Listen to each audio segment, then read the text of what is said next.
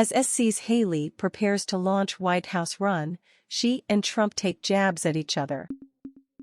Former ambassador to the United Nations Nikki Haley and her previous boss, former President Donald Trump, have taken jabs at one another as she prepares to jump into the White House race.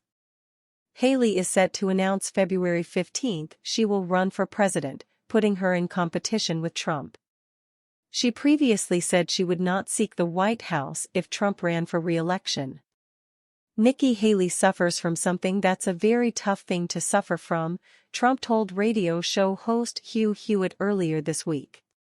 She's overly ambitious. Trump added he has never asked her to be vice president.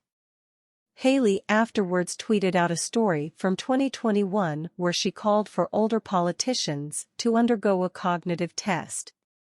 Haley in the story points out President Joe Biden, who is now 80, makes everyone nervous. Let's face it, we've got a lot of people in leadership positions that are old. And that's not being disrespectful. That's a fact, she says.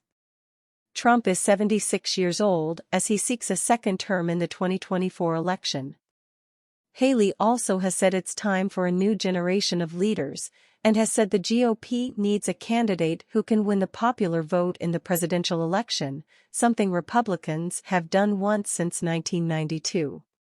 Haley would be the first Trump administration official to challenge the former president, but others may join the race. Former Vice President Mike Pence, who is considering his own run, is set to visit South Carolina for the 9th time since leaving office, with a visit to North Charleston Monday. Former Secretary of State Mike Pompeo also is considering his own bid and has visited South Carolina twice since the end of the Trump administration. U.S. Senator Tim Scott, Republican South Carolina, also is a potential candidate and is planning an event in South Carolina one day after Haley launches her presidential bid, as well as a February 22 visit to Iowa. Trump on January 28 held an event at the State House to roll out his South Carolina leadership team, which includes Governor Henry McMaster, U.S. Senator Lindsey Graham, Lieutenant Governor Pamela Yvette, U.S. Representative Joe Wilson and others. Trump said he spoke to Haley about her potential run.